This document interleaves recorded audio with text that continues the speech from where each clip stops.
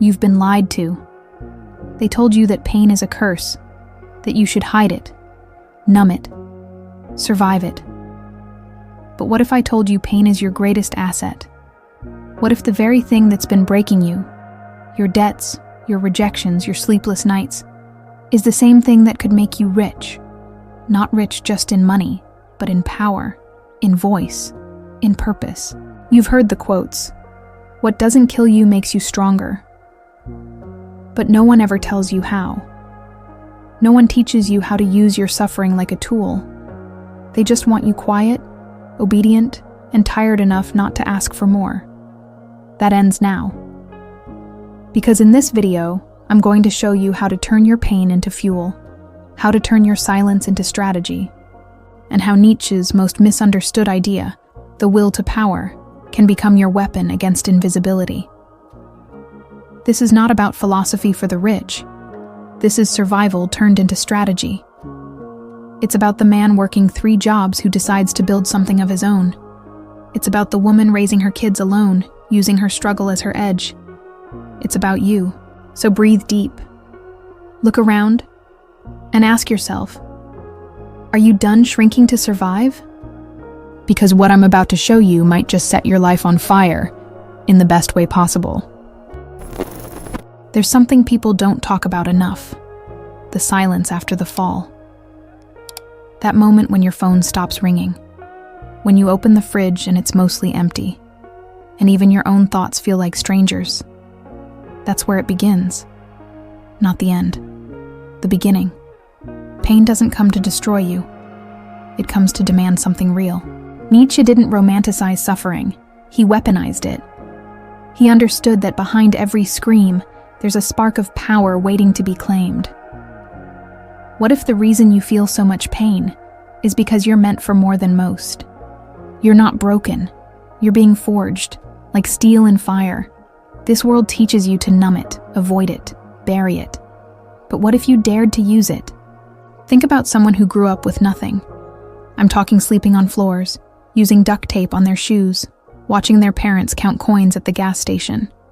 Some of them are millionaires today, not because they were lucky, but because they never forgot what that hunger felt like. They didn't run from it, they built with it. One woman I met started a food truck with $300 in recipes from her grandmother. Today she owns 5 restaurants. Every meal she serves is flavored with survival. That's not just success, that's victory over pain. Pain is the tuition you pay for greatness. Harsh, unfair, but real. And when you realize that, you stop asking why me and start asking, what now? Most people think success comes from confidence, charisma, or connections. But I'll tell you the truth. It starts in the dark. It starts when you've got no applause, no audience, just your own breath and the next small step. That's where the will to power is born. Not in palaces, but in basements, in graveyard shifts, in overdraft alerts. Nietzsche knew the soul is sharpened not by comfort, but by confrontation. And if you're in pain right now, you're not cursed. You're close, closer than you think, to discovering what you're really made of. Don't waste that gift. Don't numb it away with Netflix or doom scrolling. Sit with it, listen to it, then build from it. There's this lie that poor people can't become wealthy without a miracle or a mentor. But I've seen men with prison records launch 6-figure businesses selling books they wrote by hand. I've seen single moms use their pain to start local childcare services, not out of ambition, but survival. And then they realized they had a gift. It always starts that way. You think you're fixing your life, but in truth, you're rewriting your future. Let that pain fuel your craft. Not just your job, your craft. Whatever you do it with the intensity of someone who's been to hell and decided to plant a garden there. Now let me speak to the feeling you don't say out loud. The fear that maybe this pain means you're not strong enough. That maybe you're the exception. That maybe your story just ends here. But look at me. You're still breathing, still reading. Which means life hasn't given up on you, so don't you dare give up on yourself.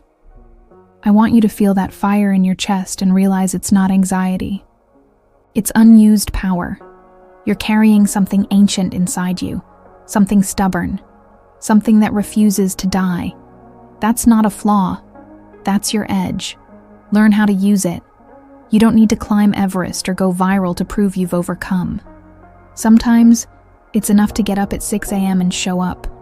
Not for applause, not for praise, but because you made a promise to yourself. That's where the new life begins, in ordinary rituals done with extraordinary courage. Write down your goals. Say no to things that numb you. Read books like Can't Hurt Me by David Goggins or Man's Search for Meaning by Viktor Frankl. Learn how other people alchemized pain into purpose. And then, begin your own chapter. Quietly. Steadily. Like a storm building in the distance. You don't have to believe me now. Just try this. Tonight, instead of asking, "Why is this happening to me?" ask, "What is this pain trying to make me become?" One question can shift your entire trajectory. That's not poetry. That's neuroscience. The way you frame pain determines what you do with it. And if you're brave enough to ask better questions, you're already rewriting your story. Remember, your scars are not proof of weakness. They're receipts. They show you've already paid the price. Now it's time to collect. And if you're wondering how, if you're still unsure, good. That means you're ready for what comes next. Have you ever caught yourself saying, "It's not fair"? Maybe when your coworker got promoted by sucking up. Maybe when someone else cashed in on an idea you had first. Maybe when people richer than you talk about mindset as if they've never seen an eviction notice. Listen to me. Resentment is not wrong because it's untrue. It's wrong because it rots you from the inside. Nietzsche called it slave morality, a way the powerless twist the knife inward, waiting for justice, instead of creating their own power. While you're seething, someone else is selling. While you wait to be seen, someone else is building quietly. If you keep blaming the world, one day you'll wake up and realize it moved on without you. I'm not saying it's your fault. I'm saying it's your fight. And there's a big difference. Resentment wants you to keep a list of every wrong done to you. But power asks, now what? Think of the man who didn't get hired because of his criminal record. He could have sued, complained, posted rants online, but instead, he started cutting hair in his garage. Now he runs a full-service barbershop with 5 employees and a waiting list. That's not just hustle, that's resurrection. He didn't wait for the system to applaud. He became too loud to ignore. The world doesn't reward resentment. It rewards relentless builders. And let's be honest, resentment feels good at first, like scratching an itch. It tells you you're right, that you deserve better. But what does it build? What does it fix? Nothing. It's junk food for the soul. Tastes good, kills you slow. Nietzsche wasn't telling you to suppress anger. He was daring you to transform it. To use that anger as paint, as code, as a new business, a protest, a podcast, a book, a brand. Creation is revenge done right, not loud, not dramatic, but unforgettable. The world can ignore your pain. It can't ignore your product. Here's something no one tells you. The people you envy might still be empty. The guy with the Tesla, drowning in debt. The influencer with perfect skin, crying after every post. The resentment you feel might be built on illusions. So ask yourself, what do you really want? Respect? Freedom? Peace? You won't find that in someone else's downfall. You find it by becoming undeniable. Start small. Sell something handmade. Tutor a kid. Build a skill. But make sure whatever you do, it comes from fire, not bitterness. Let your work echo with dignity, with defiance, with resurrection. Now take a second and be brutally honest. Who are you secretly blaming for your pain? Your ex? Your boss? Your parents? Society? Be honest, not to shame yourself, but to reclaim that energy. Because while you blame them, they own a part of your mind. Nietzsche wanted you to break those chains, not because you owe it to anyone, but because you deserve to be free. Resentment is a mental tax you pay on a house you don't even live in anymore. Burn the mortgage, walk away, build something new. Let me tell you something strange but true. Sometimes your breakthrough begins the moment you shut your mouth. While others scream, you build. While others complain, you plant seeds. That quiet discipline? It's rare. That's why it's valuable. In a world addicted to noise, your silence becomes a statement. A man who is too busy creating doesn't have time to seek revenge. That's power. That's what Nietzsche called the noble spirit. Not someone born into wealth, but someone who chooses to rise despite everything. So what now? You've felt the sting. You've tasted the bitterness. You've seen how resentment can cage a person in self-pity. But now it's time to turn that poison into power. Make something, write something, sell something, start something. And if you don't know where to begin, here's a tip. Start where it hurts. That's where the gold is buried. People will pay for the wisdom you've bled for, if you learn to package it. That's not exploitation. That's evolution. You didn't suffer for nothing. You suffered for something. Now let's find out what that is. People get it wrong all the time. They hear will to power and imagine dictators, control freaks, or narcissists chasing status. But Nietzsche wasn't talking about stepping on others. He was talking about stepping into yourself. Fully. Fiercely. Without apology. The will to power is not about shouting louder. It's about living deeper.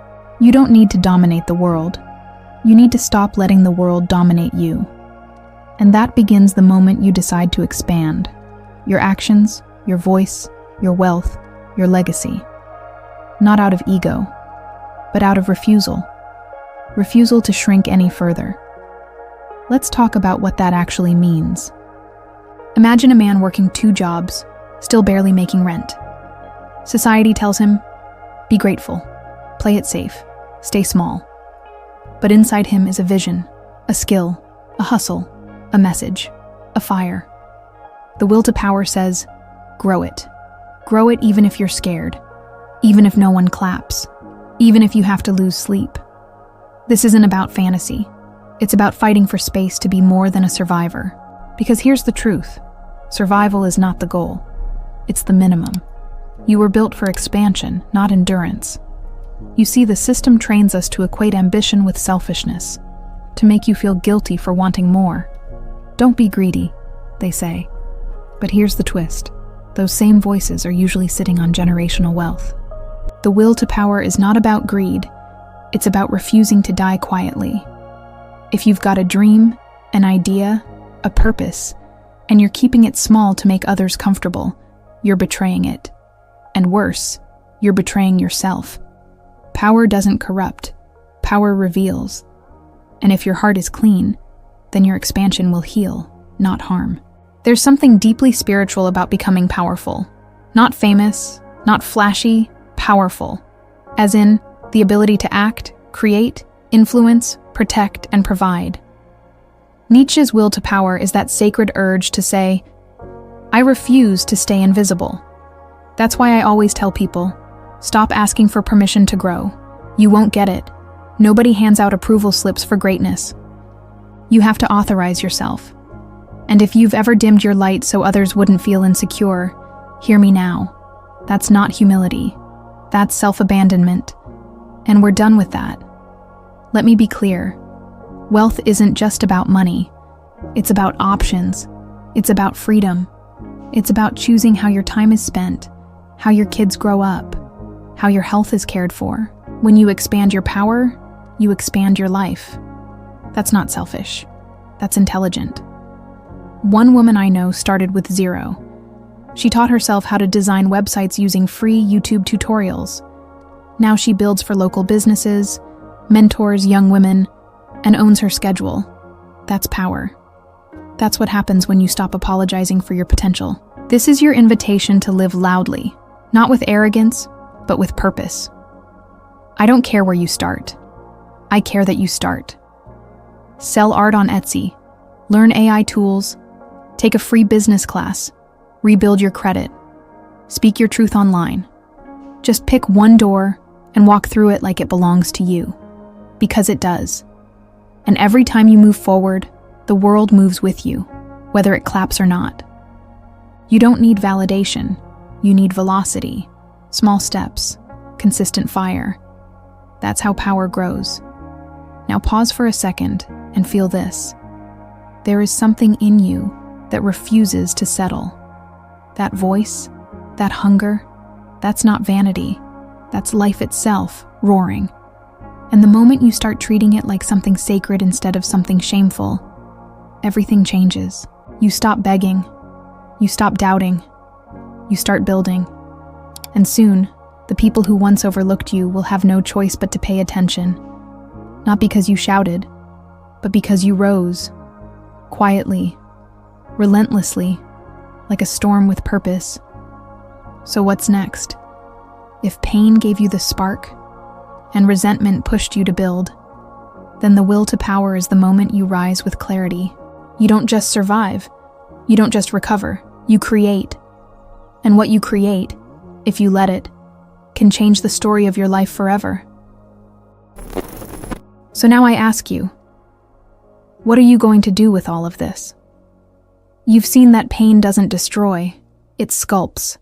That resentment doesn't protect, it paralyzes. And that power isn't selfish, it's survival.